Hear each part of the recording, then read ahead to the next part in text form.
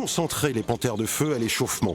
Le tout premier match de l'histoire du club en D2, les retrouvailles avec leur public, le retour sur le parquet, le jeu tout simplement. Les filles attendent cela depuis mars dernier. Mais à moins d'une demi-heure du coup d'envoi, appel de la fédération, le coup près tombe, le match est annulé. Ouais, dans notre club, cette semaine, il y a eu un cas Covid positif. Donc d'une dirigeante du club qui est aussi entraîneur, qui joue aussi dans l'équipe loisir, qui est en contact souvent avec les joueuses de la D2. Donc elle a eu des signes, des symptômes du Covid.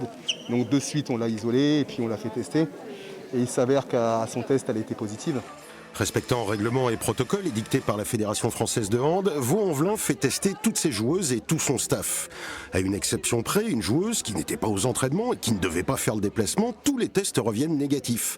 La Fédé valide donc la tenue de la rencontre, mais un autre acteur intervient. C'est l'ARS, l'Agence régionale de santé de Lyon, qui est revenue sur le protocole de la Fédé et qui a décidé de reporter le match étant donné qu'il y avait des cas contacts. Puis finalement, l'ARS a considéré qu'il fallait attendre 7 jours et donc a décidé de reporter le match. Chez toutes et tous, la frustration est énorme. Pour nous, c'est catastrophique parce qu'on était préparés, on avait envie de jouer ce match et très content de pouvoir de repratiquer très clairement notre activité. De voir les deux équipes sur le terrain et de se voir stopper comme ça, alors qu'il n'y a pas de cas réellement, c'est des cas contacts, c'est juste hallucinant aujourd'hui.